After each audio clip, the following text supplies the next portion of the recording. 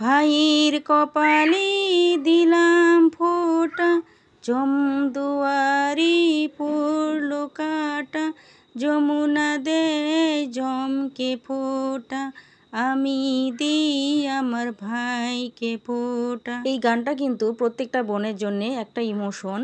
তো এটা হয়তো অনেকে বুঝবে, অনেকে বুঝবে না। যাদের জীবনে ভাই বা বোন থাকে না, তারা কিন্তু ধর্ম বোন বা ভাই পাতিয়েও কিন্তু এই দিনটিতে ফোঁটা দেয়। তো হ্যালো এভরিওয়ান, গুড মর্নিং। সবাইকে নতুন একটা সকালে অনেক অনেক স্বাগত।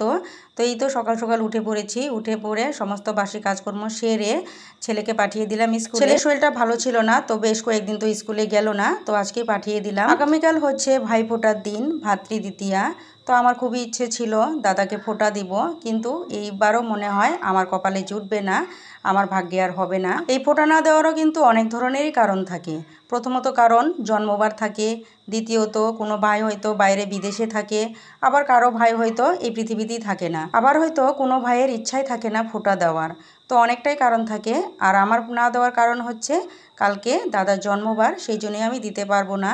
তো যাই হোক, এই যে সকালে উঠে সমস্ত কাজকর্ম তো সেরে নিলাম, ব্রাশ করে নিয়েছি, এবার তো রেডি হয়ে নিয়েছি, এই যে যাব আমার ডিউটিতে যেতেই হবে। তো আমিও ম্যাগি খেয়ে নিলাম, শর্টকাট যেটা পাই সেটাই খাইলাম। তো এই দেখুন একদম এসে পড়েছি, স্কুল থেকে এসেই ডাইরেক্ট ঢুকে গেছি রান্নাঘরে, কারণ অনেকটাই লেট হয়ে গেছে।